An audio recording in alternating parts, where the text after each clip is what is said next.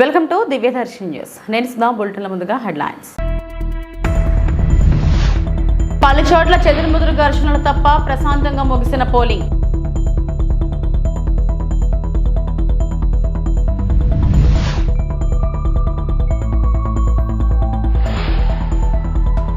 Vote హక్కును వినియోగించుకున్న Bobbili Telugu Desam Janasena BJP ఉమ్మడి MLA అభ్యర్థి శ్రీ బేబీ నాయన.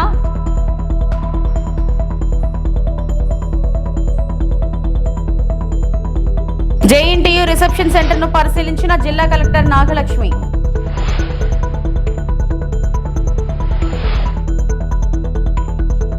వేల్నాడులో టీడీపీ అరాచకాలకు తెగబడిందని వైఎస్ఆర్సీపీ ఎంపీ అభ్యర్థి అనిల్ కుమార్ యాదవ్ మండిపడ్డారు. కొందరు పోలీసులు టీడీపీ అభ్యర్థులా వ్యవహరించారు. టీడీపీ దాడులపై మేము పోస్టు చేసినా పోలీసులు స్పందించలేదన్నారు. మంగళవారం ఆయన మీడియా సమావేశంలో మాట్లాడుతూ ఓటమి అక్కసుతో టీడీపీ నేతలు దాడులకు పాల్పడ్డారని ధ్వజమెత్తారు. మాచర్లలో టీడీపీ నేతలు విధ్వంసం సృష్టించారని, పిన్నెల్లి ఆయన కుమారుడిపై టీడీపీ నేతలు దాడి చేశారన్నారు. పోలింగ్ బూత్ లోపలికి వెళ్లి టీడీపీ నేతలు దాడులు చేశారు. వైసీపీకి మద్దతు తెలిపిన గ్రామాలపై దాడులకు దిగారు.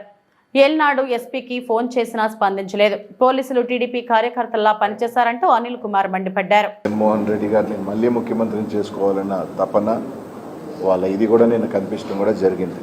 నిన్న 7 నియోజకవర్గాల్లో మీరు చూస్తే ఎప్పుడూ లేని విధంగా, అంటే ఎప్పుడో 15-20 సంవత్సరాల క్రితం జరిగిన వాతావరణం దాదాపు గత 10 సంవత్సరాలుగా మీరు తీసుకుంటే పల్నాడులో లేని వాతావరణం నిన్న చూడటం కూడా జరిగింది. నిన్న ఏదైతే ఏకపక్షంగా వైఎస్ఆర్ కాంగ్రెస్ పార్టీకి ప్రజలు మద్దతు తెలియజేస్తూ ఉన్నారు, మా శాసనసభ్యులు గెలుస్తూ ఉన్నారు నాకు సంకేతం వెళ్ళిన తర్వాత నిజంగా పోలీస్ని ప్రత్యేకంగా చెప్పుకోవాలి. మాచర్ల దగ్గర నుంచి తీసుకుంటే మాచర్ల నియోజకవర్గంలో మీరు చూస్తుంటే కరెక్ట్గా ఒక 3 రోజుల క్రితం సిఐల్ని ఎస్ఐల్ని మార్చుకోవటం కూడా జరిగింది.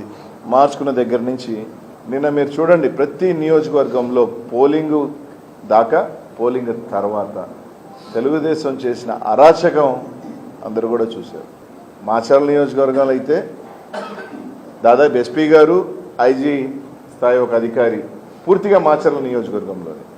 మా ఎస్పీ గారు మాచర్లకు ఎస్పీగా ఉన్నారా లేకపోతే పల్నాడుకి ఎస్పీగా ఉన్నారా అర్థం కాని పరిస్థితి. దాదాపు నిన్న 10 గంటల నుంచి పలానా ప్రాంతంలో సమస్య ఉందని ఫోన్ చేస్తామంటే ఎస్పీ గారు ఫోన్ ఎత్తరు. డిఎస్పీ గారు అయితే కంప్లీట్ పొద్దున 8 గంటల నుంచి ఫోన్లు ఎత్తే పనే లేదు. కలెక్టర్ గారు అప్పుడప్పుడు ఫోన్లు ఎత్తడం, ఆరాగురా స్పందించడం జరిగింది. ఈరోజు బాగా మీరు గమనిస్తే ఏదైతే తెలుగుదేశం పార్టీ గట్టిగా ఉన్న ప్రాంతాలలో అంతా అసలు పోలీసే లేదు. 3000 ఓట్లు ఉన్న దగ్గర ఒక్క police, single men. YSR Congress party గట్టిగా ఉన్న దగ్గరలా తీసుకుంటే ఒక బెటాలియన్ ఓట్లేయనీయకుండా తెలుగుదేశం పార్టీ వాళ్ళు రచ్చ చేస్తూ ఉంటే చెదరగొట్టే ప్రయత్నం. అక్కడ మాత్రం యథేచ్ఛగా మీరు ఓట్లు వేసుకోండి, ఫోన్ చేసి చెప్తే సార్ పంపిస్తాం సార్, మేము లేదు, ఫోన్లు ఎత్తే పనే లేదు. తెలుగుదేశం పార్టీ ఒకవేళ అధికారంలోకి వస్తే ఏ విధంగా ఉండబోతుందో అనేది కానీ ఒక సంకేతాల్లాగా ఇచ్చారు. అది వచ్చేది లేదు, పెట్టేది లేదు. తిరిగి వైఎస్ఆర్ కాంగ్రెస్ పార్టీ జగన్మోహన్ ముఖ్యమంత్రి అవుతున్నారు. మేము అధికారంలోకి రావట్లేదు అన్న అక్కస్సు. అదే నిన్న 100 ఊర్లున్న మాచర్లో తీసుకుంటే 2 గ్రామాలలో పూర్తిగా డిఎస్పీ పొద్దునే సాయంకాలం దాకా 2 డిఎస్పీలు వేశారు 2 గ్రామాలు. అదే ఒక మండలానికి సంబంధించి కనీసం ఒక ఎస్ఐ స్థాయి అధికారి కూడా తిరిగే పరిస్థితులు లేవు. ఎక్కడైనా ఒక మండలాన్ని డిఎస్పీని పెట్టి పర్యవేక్షణ చేస్తారు. కానీ ఒక 2 గ్రామాలు, సరే ఆ గ్రామాలు దూరమా 2 కిలోమీటర్ల దూరంలో ఉన్న 2 గ్రామాలలో గొడవలు కూడా లేవు. ఆ గ్రామాలలో అక్కడ మాత్రం కంప్లీట్గా 2 డిఎస్పీలు పెట్టారు. మండలాలకు సంబంధించి మీరు తీసుకుంటే కనీసం ఒక మనిషి లేరు. ఎమ్మెల్యే కొడుకు మీద దెబ్బలు తగిలినాయి, ఎమ్మెల్యే గారికి గాయాలయ్యాయి. అక్కడికి వెళ్ళి పోలీసుకి ఫోన్ చేసే స్పందన లేదు. అంటే మాచర్లో కానీ కొన్ని ప్రాంతాలలో అభ్యర్థులు చేశారా ఎలక్షను, పోలీసులు అక్కడ అభ్యర్థులలాగే ఉండింది.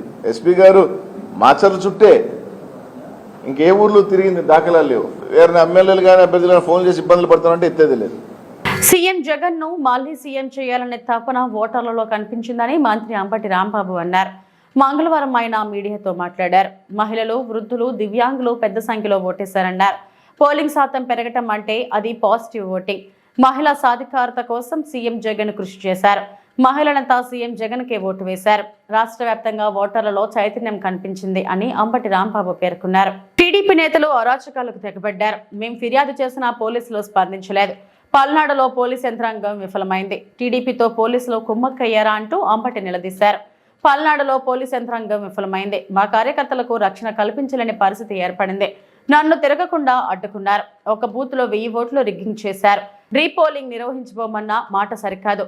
దమ్మాలపాడు, నార్నేపొదులో రిగ్గింగ్ జరిగిన పోలింగ్ కేంద్రాల్లో పోలింగ్ నిర్వహించాలని అంబటి రాంబాబు డిమాండ్ చేశారు. 79-80% ఉంది. ఈసారి కూడా ఆ మాత్రానికి తగ్గకోకుండా కాస్తో కోస్తో ఎక్కువయ్యే పరిస్థితులే కనిపిస్తున్నాయి. అంటే వివరాలు ఇంకా రాలేదు కాబట్టి, ఎందుకంటే రాత్రి 10-11 కూడా కొన్ని చోట్ల పోలింగ్ జరిగింది కాబట్టి ఇంకా కరెక్ట్ ఫిగర్స్ ఇంకా రాలేదు కాబట్టి నేను ఊహాతీతంగా చెప్తున్నా. పోయినసారి కన్నా ఏదన్నా 1% పెరగొచ్చు, 1% తగ్గొచ్చు తప్ప పోయినసారి లాగానే అంత పెద్ద ఎత్తున ఓటర్లు తమ హక్కుని వినియోగించుకున్నారు. ఎంపీపీ ద్వారా ఫోన్ ఇవ్వమన్నా అతను ఏదో రెచ్చిపోయి మాట్లాడాడు. నేనేంచిన అతనే నా దగ్గరికి వస్తేనే నేను రికమెండ్ చేశా. ఆ రోజుల్లో ఆ రాంబాబున చాలా అగ్లీగా మాట్లాడేటువంటి పరిస్థితి కనిపించాడు. ఏంటి ఆయన అగ్లీగా మాట్లాడుతున్నావు? You are not a rowdy, you are a police officer, why you are talking like that? నేనే వస్తున్నాను అక్కడికి. నేను వెళ్ళాను ఎందుకంటే నేను వెళ్ళకూడదు అనుకున్నాను. ఇక్కడే ఎస్పీ గారు చెప్పాడు కాబట్టి ఉండాలనుకున్నాను. అవతల కన్నా లక్ష్మణ తిరుగుతున్నాడు, కన్నా లక్ష్మణ కొడుకు నాగరాజు తిరుగుతున్నాడు. నేను వెళ్ళకపోతే నా క్యాడర్ ఒప్పుకోరని నేను అక్కడికి వెళ్తే అక్కడి నుంచి బయటకు వచ్చాడు. పెద్ద పోలీసు ఇది ఉంటారు కదా, ఈ మధ్య స్పెషల్గా వచ్చారు ఆర్మీ, వాళ్ళని తీసుకుని అక్కడికి వెళ్ళాడు. వెళ్ళి అక్కడ వాళ్ళందరినీ కొట్టించాలనే ప్రయత్నం చేశాడు. ఈ రాంబాబు అనే వ్యక్తి సిఐఎఫ్ రూరల్ నా టైంలోనే ఇక్కడికి వచ్చాడు. ఒక ఆఫీసర్తో అంటే ఇతను వాళ్ళతో కొల్లుడు అయిపోయాడంటే మీ టైంలోనే కదండి వచ్చింది అన్నాడు. నిజమే, నా టైంలోనే వచ్చాడు. నేను ఎవరికి మీ అందరికీ తెలుసు, నా నియోజక ప్రజలందరికీ తెలుసు. పోలీస్ ఆఫీసర్లు ఎవరన్నా రికమెండ్ చేస్తే నేను డబ్బులు తీసుకునే మనిషిని కాదు. ఈ రాంబాబు అనే వ్యక్తి నా టైంలో వచ్చి వాడు అమ్ముడిపోయాడు. నా ఆరోపణ. నాగరాజు దగ్గరికి వెళ్ళి డబ్బులు తెచ్చుకున్నాడు. నన్ను కూడా ఎక్స్పెక్ట్ చేశారు. క్యాండిడేట్ నన్ను చాలామంది అడిగారు, ఏమన్నా పోలీసులకి ఏదో డబ్బులు ఇవ్వాలంటని. No, I'm a minister. నా రికమెండేషన్తో వచ్చినటువంటి పోలీసు ఆఫీసర్లను కొనేటటువంటి దుస్థితి నాకు పట్టదు, నేను చేయను అలా అని చెప్పా. ఆ పోలీస్ ఆఫీసర్ 5 లక్షలు 6 లక్షలు తీసుకుని కొల్లుడైపోయి వారికి సపోర్ట్ చేసే పరిస్థితి వచ్చిందంటే ఏం చేయాలి ప్రజాస్వామ్యంలో? ఒక మంత్రిగా, ఒక సిన్సియర్గా పనిచేసిన మంత్రిగా, పోలీస్ ఆఫీసర్ల పోస్టింగ్లో డబ్బులు తీసుకొని మంత్రిగా ఏం చేయాలి అని అడుగుతా ఉన్నా. మీకు చాలా చిత్రం. దమ్మాలపాడు అనే గ్రామంలో ఒక బూత్లో ఈ రాంబాబు అనే వ్యక్తి అక్కడ ఒక పోలీసుని పెట్టాడు. వచ్చితే ఓటర్ వేయడానికి వస్తే స్లిప్ తీసుకుని ఎంపీకి వేయండి మీ ఇష్టం వచ్చే వాళ్ళకి, ఎమ్మెల్యేకి మాత్రం కన్నాకు మేమే నొక్కుతాం అని నొక్కాడు. సుమారుగా 1000 ఓట్లు నొక్కారు అక్కడ. I'm going to report to the election officer. Repoll కోసం అడుగుతున్నా, ఏం చేస్తారో చూద్దాం. నార్నిపాడు మా అల్లుడు Upesh is chief election agent. వెళితే అద్దాలు పాల్గొట్టారు.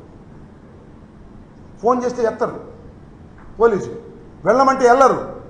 కొల్యూడెడ్ విత్ నార్నిపాడు తెలుగుదేశం గ్రూప్ వాళ్ళతో కొల్యూడ్ అయిపోయి డబ్బులు తీసుకుని ఆ సిఐ అందరినీ అంటలే నేను. ఆ CI Rambabu colluded with Telugu Desam. అదేమంటే మీరేం జరగా అంటున్నారు, అది వేరే అంశం. Colluded with Telugu Desam, taking money purchased by Telugu Desam, is doing like that. ఏంటి ఇంకా ప్రజాస్వామ్యంలో రక్షణ లేకపోతే?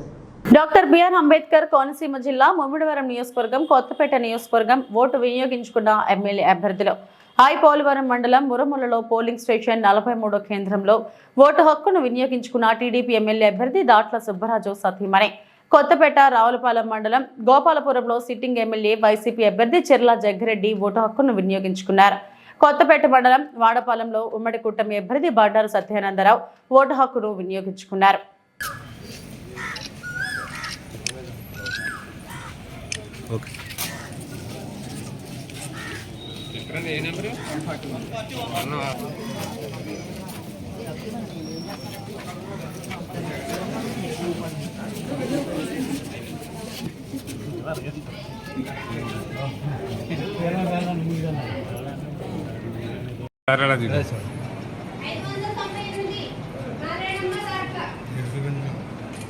బయటకు వచ్చింది.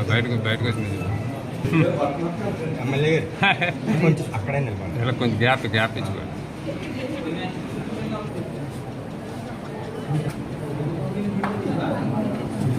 ఒకసారి అలా కొంచెం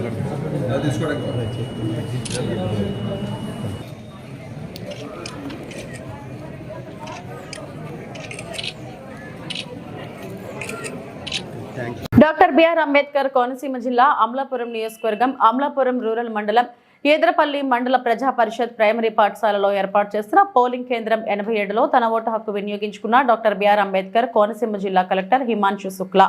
ఓటు అనంతరం కలెక్టరేట్ లో ఏర్పాటు చేసిన కంట్రోల్ రూమ్ నుంచి వెబ్ కాస్టింగ్ ద్వారా పోలింగ్ కేంద్రాలను పరిశీలించిన జిల్లా కలెక్టర్ హిమాంశు శుక్లా.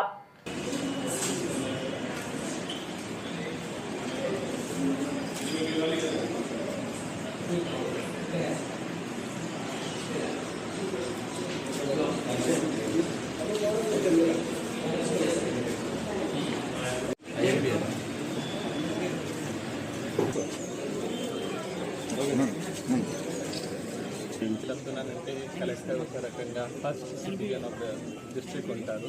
ఈరోజు కూడా నేను 6:45 వచ్చి ఫస్ట్ ఓట్ వేసాను. ఇది నాకు ఎప్పుడు కూడా గుర్తుంటుంది. నా కెరియర్లో చాలా పోస్టులు వస్తాయి, కానీ ఇది దేవుడు ఇచ్చిన ఒక ఆశీర్వాదం లాగా ఉంది.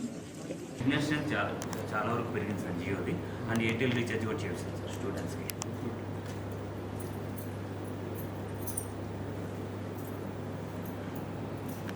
బట్ అక్కడే మీ మనిషి ఎవరు లేరు పోలింగ్ స్టేషన్ స్టూడెంట్ వాలంటీర్ ప్రతి దానికి పెట్టారు. కన్నుల పండుగ కళ్యాణోత్సవం డాక్టర్ బిఆర్ అంబేద్కర్ కోనసీమ జిల్లా ముమ్మిడివరం నియోజకవర్గం మురుమళ్ళ నిత్య కళ్యాణం పచ్చతోరణంగా విరాజిల్లుతున్న మురుమళ్ళ శ్రీ భద్రకాళి సమేత శ్రీ వీరేశ్వర స్వామి వారి బ్రహ్మోత్సవ కళ్యాణం ఆదివారం రాత్రి కన్నుల పండుగగా జరిగింది.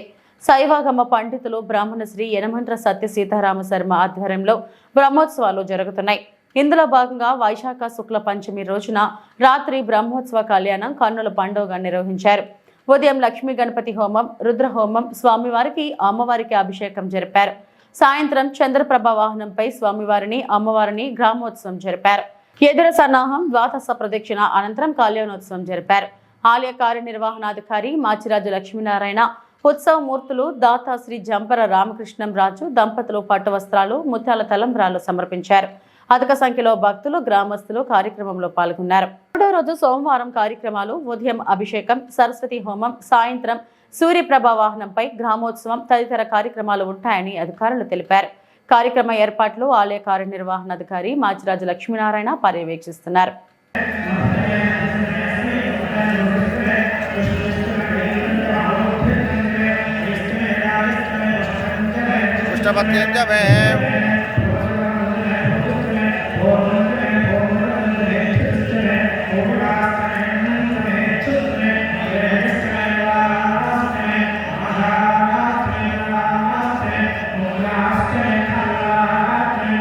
गोधूमाष्टमे प्रियंगाष्टमे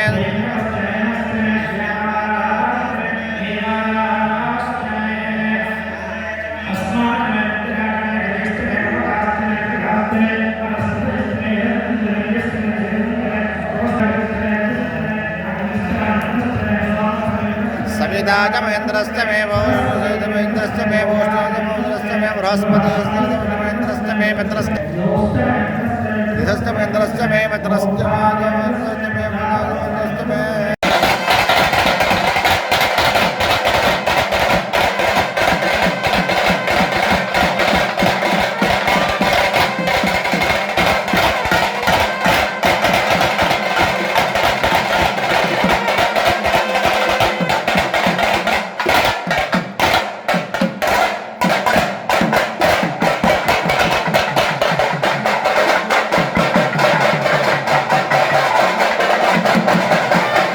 అంబేద్కర్ కోనసీమ జిల్లా ముమ్మిడివరం పడవలపై తరలించిన ఈవీఎంలో కాట్రేనికోన మండలం బలసతిప్ప పరిధిలోకి మగసానితిప్ప దీనికి మరో పడవపై ఈవీఎం ఇతర ఎన్నికల సామాగ్రిని తరలించిన ఎన్నికల సిబ్బంది.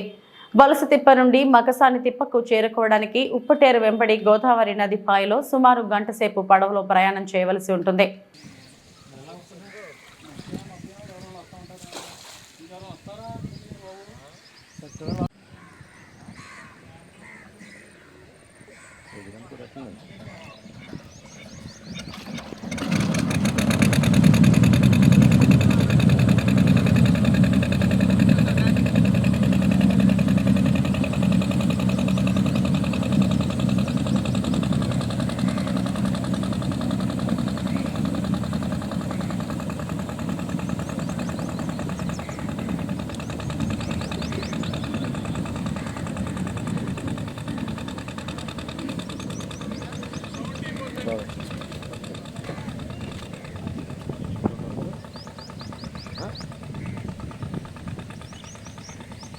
జాగ్రత్త పట్టుకోండి ఏమోది ఏమోది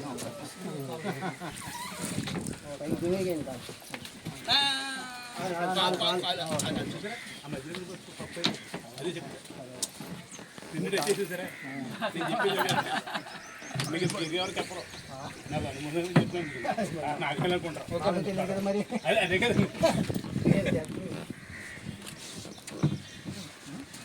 నడండి ఈ వార్తలు ఇంతటితో సమాప్తం. నమస్తే.